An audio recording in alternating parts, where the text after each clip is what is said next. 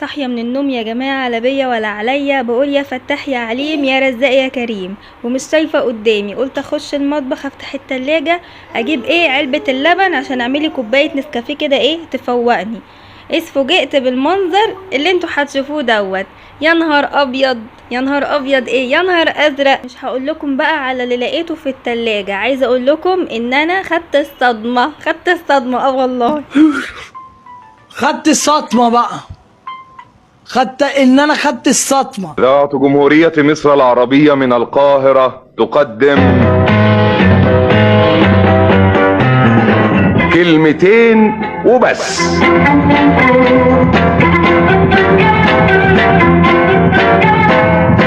اسمها الفشخرة، انك ما تمشيش على قدك، يبقى دخلك 100 جنيه وانت بتصرف 300 جنيه. ما عندكش لكن عايز ان شاء الله تستلف وتندين وتتزنق. الفشخرة دي هي الاب الشرعي للديون والمتاعب، هي السبب في الهموم. الكلام ده صحيح على مستوى الافراد ومستوى الدول. الفرد لما يصرف اكتر من دخله يفتقر. الدولة لما تستورد اكتر ما بتصدر ميزانها التجاري يميل عليه ويقول له ليه طوعتني. لما الانسان يصرف اقل من دخله يحوش يدخر. خلاص اهو، يلا بينا بقى ايه الشقة الجميلة بتاعتنا. مستعدين؟ اللي بيخاف يطلع بره. بسم الله الرحمن الرحيم. انا شكلي بطلع في الروح ولا ايه؟ كده بقى. ايوه هو ده الكلام، هو ده الكلام يا بنتي يا دعاء. ايوه بقى، لو تشموا الريحة ولا صبحي كابر اهو. الله، شوية ملوخية عسل عسل. ايه رأيكم؟ بصوا بقى، لبست السويت شيرت الجديد، فاكرينه اللي انا صورته معاكم في اللايف؟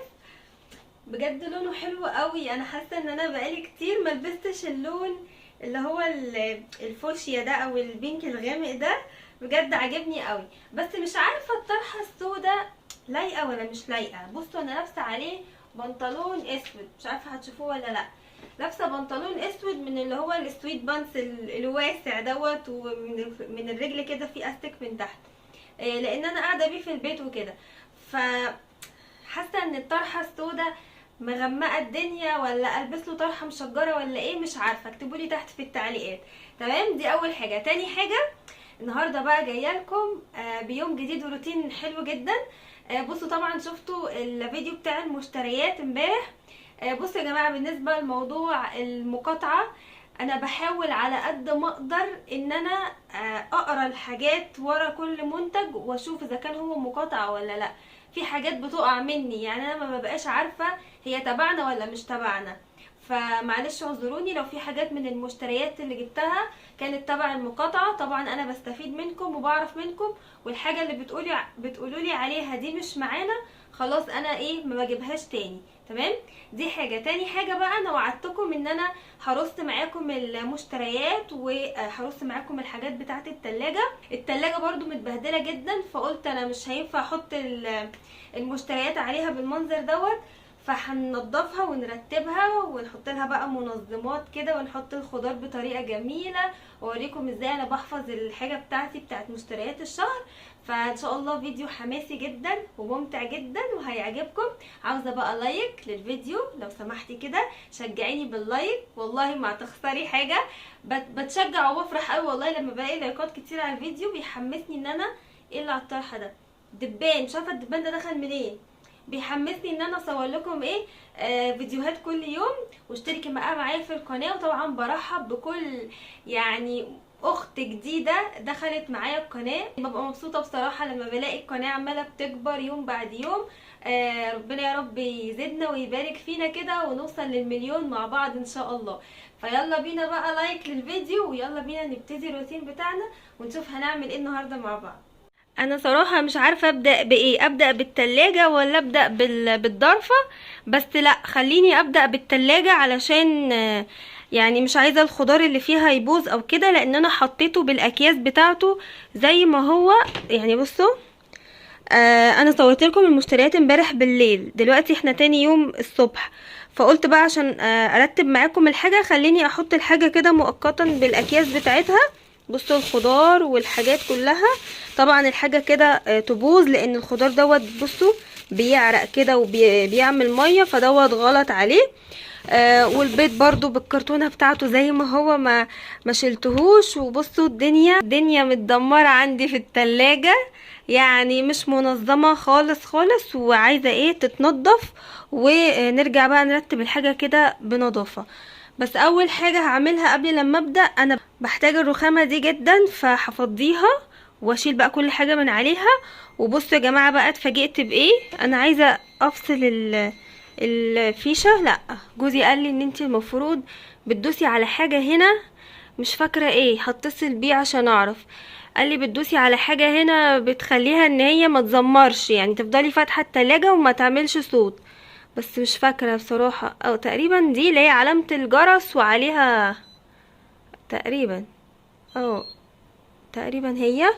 المهم هفضي بقى الجزء ده كده علشان بحتاجه لما اجي اغسل التلاجة. وبصوا يا جماعة صحيت الصبح اتفاجئت بايه، انا قلت القلة ولدت، يعني القلة ولدت 2 ولا في ايه؟ انتوا جيتوا امتى؟ ولا مش عارفة، انا مش عارفة هو جابهم امتى. ايه دي قولولي ايه دي؟ ده انا دي كنت فاكراها اصغر حجم، اللي هي الاولانية دي اول واحدة جابها، لقيته جايب امبارح دول. والله يا جماعة انا صحيت الصبح اتفاجئت بيهم كده، يعني ايه دول مش عارفة. احنا هنربي قلل هنا في البيت ولا ايه؟ فخليهم دلوقتي نبقى نغسلهم ونملاهم. يلا بينا نبدأ عشان ورانا شغل كتير. اول حاجة بقى هعملها زي ما قلت لكم كده، عايزة افضي الرخامة بتاعة الحوض دي خالص، علشان لما باجي اطلع الحاجات اللي جوه التلاجة والارفف وكده بحطها عليها. وبعد كده بقى عندي شوية مواعين في الحوض، انا مش هغسلهم بقى لان ما عنديش وقت بصراحة ان انا اغسلهم، انا بس هشطفهم كده من اي بواقي اكل او حاجة موجودة واحطهم على جنب. وبعد ما اخلص هبقى ارصهم ايه في الغسالة، عشان زي ما احنا متعودين اي حاجة هننضفها في المطبخ، سواء هتنضفي اي دولاب من دواليب المطبخ او هتنضفي ديب فريزر او التلاجة او كده، لازم الحوض بتاعك يكون فاضي، لان هتحتاجيه في كل حاجة، هتغسلي فيه ارفف، هتغسلي فيه الخضار بتاعك، فلازم تبقي مفضيه الحوض من اي مواعين. تمام. عايزة بقى كده وانا شغالة معاكم اكلمكم بقى كده كلمتين. بيجيلي تعليقات كتير والله الفترة الاخيرة ديت، بيقولوا لي يا دودي احنا مبسوطين منك عشان انتي بقيتي مركزة في محتواكي، وبقيتي بعيدة تماما عن الحوارات وعن اي مشاكل على اليوتيوب، وبقيت الروتينات بتاعتك جميلة ومحفزة، والمونتاج بتاعك كمان اتحسن جدا. بصراحة التعليقات دي يعني بتبسطني وبتفرحني ان انتوا مقدرين حاجة زي كده. بس في يعني ايه ناس كده حابة ان هي تخش في حوارات وتعملي مشاكل وكده. انا صدقوني انا عمري ابدا ما هرجع لورا ولا هخلي حد ان هو يرجعني لورا. انا الحمد لله ماشية ومكملة في طريقي ومكملة في هدفي اللي انا عايزة اوصله، وبأدبي طبعا وباحترامي، وانتوا طبعا معايا من 5 سنين وعارفين حاجة زي كده كويس، يعني مش 5 يعني هم 4 سنين وكام شهر.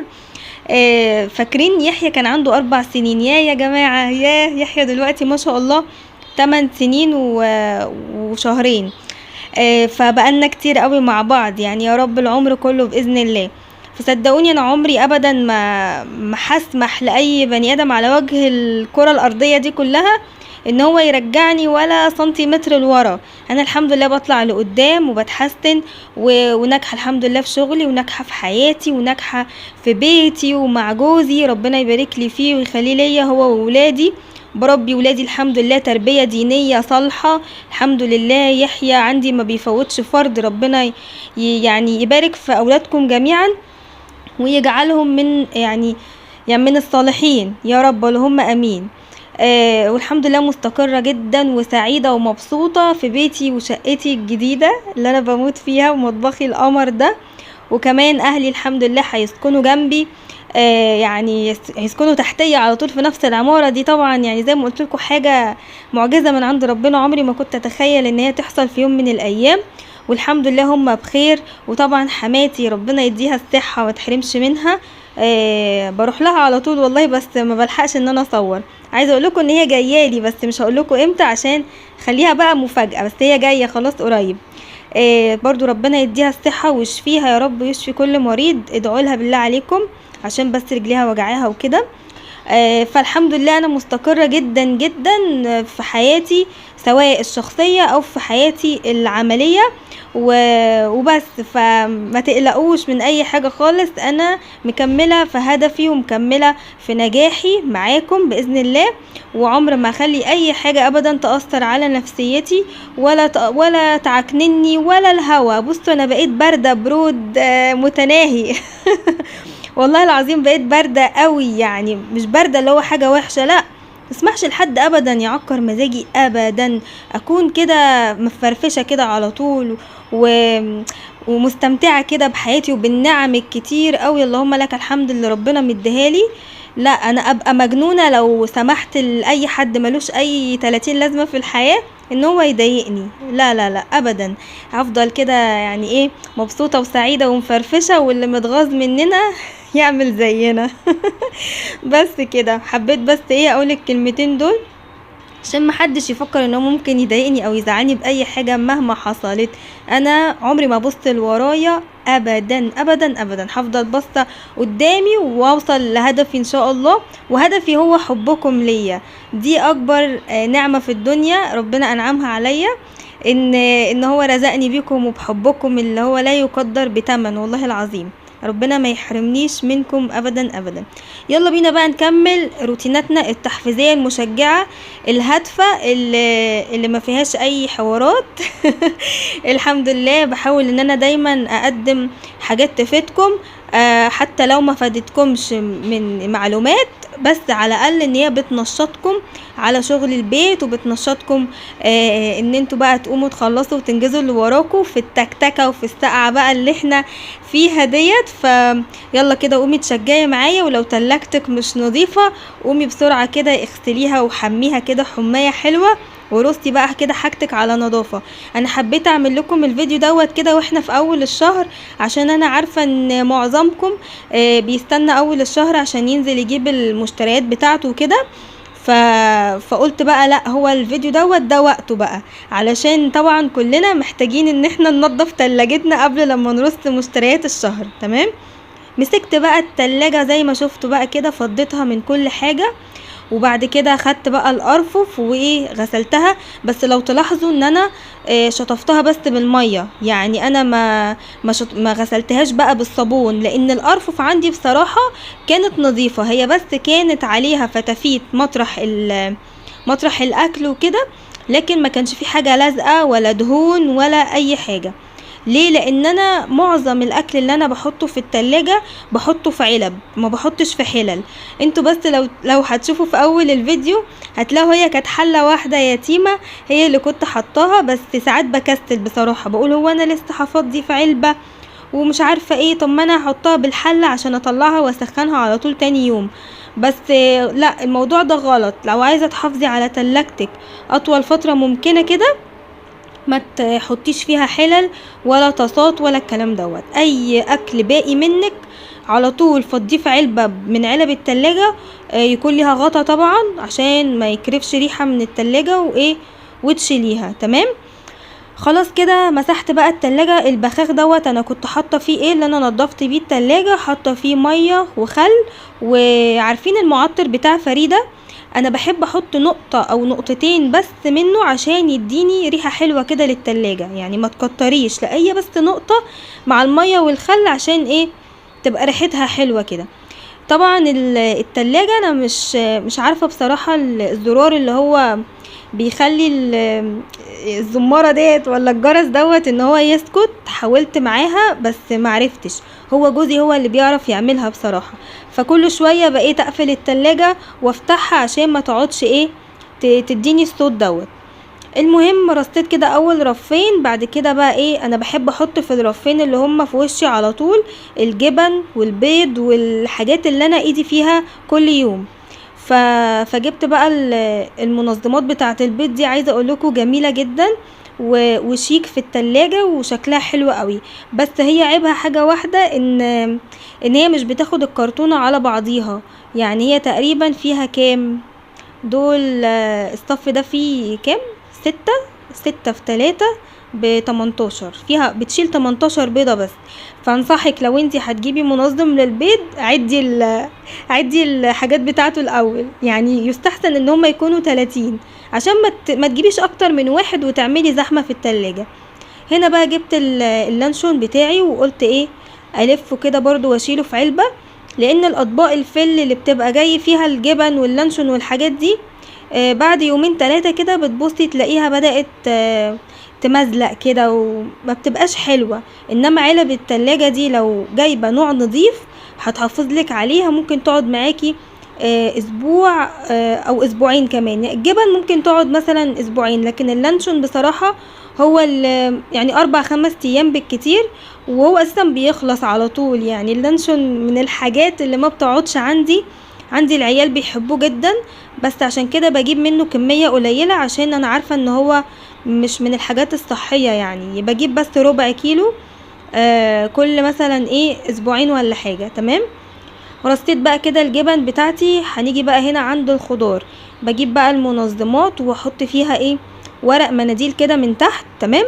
وبعد كده بحط الخيار، وبعد كده بقوم حاطة طبقة تانية من المنديل، ورص بقى بقية الخضار بتاعي، الجزر والفلفل اللي هو الرومي الاخضر دوت. وفوق الوش بحط برضو ورقة منديل تانية. ليه؟ علشان تمتص اي رطوبة وتحافظ لي على الخضار ان هو يقعد معايا فترة في التلاجة. وكان عندي برضو بتنجانيتين، جمع بتنجان يا جماعة، عايزة اقول بتنجانيتين حطيتهم برضو كده في علبة يعني بتاعة الخضار، علشان جايباهم عشان خاطر عايزة اعمل بيهم صينية مسقعة كده باللحمة المفرومة، نفسي فيها جدا، بإذن الله اعملها معاكم. والجرجير بقى دوت حبيب قلبي، عايزة اقولك بقى عشان تحافظي على الجرجير يقعد معاكي حبة حلوين ما تغسلهوش. دوت اللي انا اكتشفته مؤخرا، انك انت لما بتغسلي الخضار او بتغسلي الخضرة ما بتقعدش كتير في التلاجة، علشان ما بتتنشفش كويس، والحاجة لازم تتشال في التلاجة وهي ناشفة. فقلت خلاص انا هشيله كده والفه في مناديل واحطه في العلبة، واطلع على قدي واغسله وقت لما احتاجه. هنا برضو الخضرة بتاعت المحشي نفس المعاملة بتاعت الجرجير بالظبط، برضو مش هغسلها وهطلعها على طول اغسلها وقت ما احتاجها.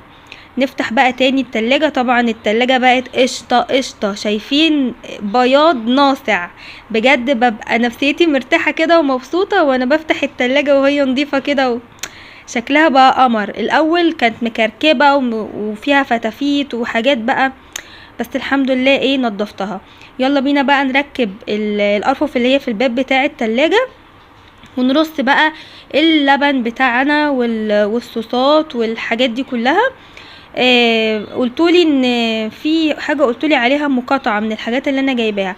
طبعا هاينز اللي انتوا شايفينه فوق دوت انا جايباه من قبل المقاطعة، او تقريبا ما كنتش عارفة ان هو هاينز تبعها. حتى تلاقوني علبة الصلصة اللي جنبها ما جبتهاش هاينز، جبتها نوع كده مصري علشان تبعنا يعني. طبعا كل الحاجات اللي انا قلتولي عليها في التعليقات ديت انا مش هشتريها تاني ان شاء الله. الليمون بقى ودي برضو فكرة واخداها من على حد مش فاكرة من على التيك توك ولا من على الفيسبوك، ان احنا نحتفظ بيه في علبة او برطمان فيه مية كده مش هيبوظ منك بسرعة. فعملت زي ما شفتها يعني. وكمان كان عندي ما كنتش جايبه طماطم كتير بصراحه، يعني عايزه ابقى انزل اشتري برضو حطيتهم. وده الباقي من الكوكيز، عايزه اقول لكم ما شاء الله العيال يعني ما خلوش فيه حاجه، عجبهم جدا جدا جدا. ومبسوطه جدا من الناس اللي طبقت الوصفه بتاعت الكوكيز وبعتت لي الصور على الانستجرام. تسلم ايديكم، وعايزاكم بقى كلكم تروحوا الفيديو اللي فات دوت وتشوفوا الطريقه وتعملوها برضو وتبعتولي الصور. المهم يلا بينا بقى ناخد جولة كده بقى في التلاجة القمر بتاعتنا بعد لما نطفت، وقولولي بقى رأيكم كده في النظام اللي انا عاملاه في التلاجة. هنا بقى ورا خالص العلبة دي حاطة فيها كل الأدوية والبراشيم والمراهم، الحاجات يعني اللي احنا بنحتاجها لا قدر الله لو حد فينا عي ولا حاجة. احلى حاجة بصراحة بحبها هي تلاجتي دي، جميلة جدا من حيث النوع ومن حيث كمان المساحة. ما شاء الله بتاخد لي حاجات كتير، يعني انتوا التلاجة مليانة حاجات بس برضو تحسوها لسه فاضية ولسه فيها مساحة. فما شاء الله مساحتها حلوة جدا جدا، يعني بتاخد كميات. وطبعا الرف اللي فوق خالص بحط فيه الحاجات اللي انا ما بستعملهاش كل يوم، يعني ايدي مش فيها على طول. زي مثلا اللي هي العسل الاسود، المخلل. انا مليش في المخللات على فكرة، يعني باكلها مثلا يعني مع اكل معين وقليل خالص، هي اصلا كترها غلط عشان املاح. طبعا ما يبقاش بيت مصري اصيل لو مفيش نص ليمونة في التلاجة، يعني اللي يفرقنا ايه عن اي حد تاني هو نص الليمونة اللي بيبقى في رف التلاجة دوت. عايزاكم بقى تكتبولي تحت في التعليقات عندكم نص ليمونة في رف التلاجة كده زي ولا لا. يلا بينا بقى ايه نعمل مع بعض الغدا، علشان يوشي خلاص كان فاضله ايه ربع ساعة ويجي من المدرسة، وانا كنت لحد دلوقتي ما عملتش الاكل. فطلعت بقى عندي من الفريزر كده ده نص كيلو لحمة، وطلعت كمان الكرنب اللي احنا كنا مفرزينه مع بعض. وعايزه اقول لكم بقى اتفاجئت مفاجأة حلوة جدا وانا بطلع الكيس بتاع الصلصة. لقيت لكم كيس خلطة محشي. كنت عاملة محشي من فترة واتبقى مني حبة خلطة كده فشلتهم في كيس في الفريزر، فببص لقيتهم ما شاء الله كتير، يعني يعملوا لي حلة مليانة. فنجدوني يعني بصوا، ولا هعمل خلطة ولا هسلق كرنب ولا هعمل حاجة، كل حاجة جاهزة عندي الحمد لله. فعايزة اقول لكم الاكل ما خدش معايا يعني تلت ساعة وكان كله خلص. هنا بقى جبت حلة وحطيت فيها كده معلقة من السمنة، ونزلت بقى باللحمة تاخد الصدمة. شفتوا المقدمة؟ ايه رأيكم في المقدمة كده لما خدت الصدمة؟ بحاول ان انا ايه يعني اضحكوا كده وافرفشكوا اطلعكوا بقى من المود، يعني بحس كده ان المقدمات بتعجبكم فبحاول ان انا افنن لكم فيها. بعد كده نزلت بالبصل ورق اللورا والحبهان والفلفل الاسود. طبعا ما بحطش ملح غير في الاخر بعد لما اللحمة تستوي، عشان طبعا الملح بيأخر السوا بتاعة اللحمة. طلعت بقى الخلطة، بس بصراحة زودت عليها شوية من صلصة الطماطم علشان حسيتها فاتحة شوية، وزودت عليها شوية ملح وفلفل اسود. تمام.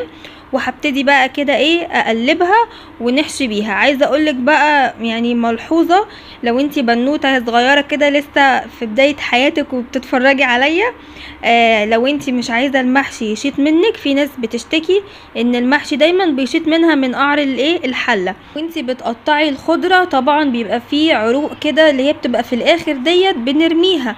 انا بقى اقولك لا، ما ترميهاش، اغسليها غسله كويسه وفرشيها في الحله من تحت وحطي عليها المحشي. عمر المحشي بتاعك ما هيشيط ابدا، وكمان هيديله ريحه حلوه قوي. طيب لو انتي مش عامله خضره وعندك الخلطه جاهزه زي كده، عادي هتاخدي ورقتين كده من ورق الكرنب وتحطيه في القعر، او برضو لو بتعملي ورق عنب هتعملي نفس الكلام دوت، هيحافظ ان المحشي بتاعك عمره ما يتلسع ابدا. وكده ولا كده احنا كده لازم نوطي النار خالص عليه علشان يستوي براحته والورق بتاعه يطلع مستوي ما يبقاش مجلد معانا. تمام. هبتدي بقى كده احشي. طبعا انا حشيت معاكم شويه والباقي خدته بقى وطلعت بره، قعدت كده عشان ما افضلش واقفه كده. خلاص بصوا عملوا معايا ما شاء الله حله مليانه. حطيت كده فوق الوش كام معلقه كده من السمنه البلدي، بتديله ريحه مش قادره اقول لكم بقى. السمنه البلدي يا لهوي مع الكرنب حاجه كده دمار.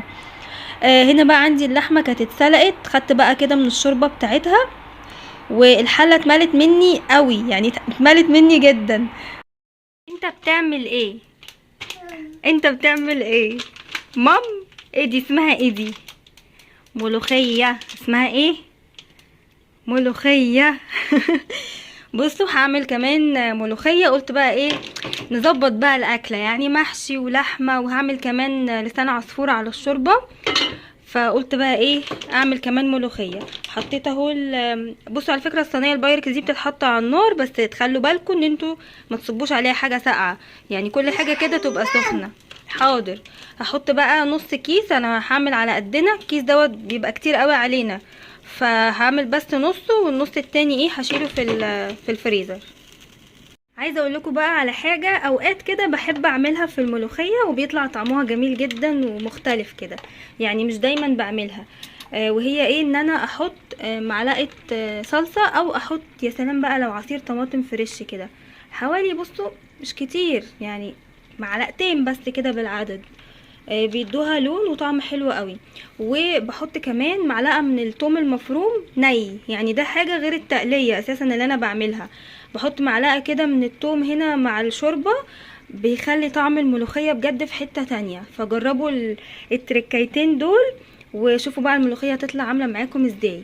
خلاص انا مستنيها بس تغلي واعمل بقى التقليه واحطها. وهنا خلاص المحشي يعني قولوا فاضله ايه 10 دقايق كده. بصوا لو تشموا الريحه يا جماعه، السمنه البلدي مع المحشي حاجه كده فظيعه. انا اصلا يعني بحب الشتاء عشان محشي الكرنب اهو.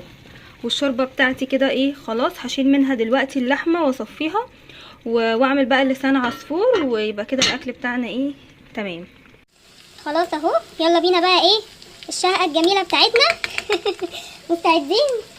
اللي بيخاف يطلع بره. بسم الله الرحمن الرحيم. انا شكلي بطلع في الروح ولا ايه؟ كده بقى. ايوه هو ده الكلام، هو ده الكلام يا بنتي يا دعاء. ايوه بقى لو تشموا الريحة ولا صبحي كابر اهو. الله، شوية ملوخية عسل عسل. هنا بقى حمرت اللسان العصفور وهبتدي بقى كده ايه انزله على الشوربه، يا دوبك بس ياخد غلوه واحده بس، وبطفي عليه النار وهو بقى بيكمل السوا بتاعته مع الشوربه. كده لسان عصفور يطلع معاكي جميل، ما يطلعش معجن وحلو كده، يطلع حجمه حلو. تعالوا بقى كده نقلب المحشي مع بعض ونقول كده بسم الله الرحمن الرحيم. الحله كانت تقيله عليا، ففي صباعين كده وقعوا بره الطبق، بس عادي جدا، الرخامه بتاعتنا نظيفه، هنلمهم تاني في الطبق. بصوا خد لون خفيف قوي من تحت. انا بقى بحب المحشي ده، انا بحب القعر دوت، بحب اكله جدا. بس كده ده كان الفيديو بتاعي النهارده، بتمنى يكون عجبكم، واستنوني بقى بكره في روتين جديد. يلا مع السلامه.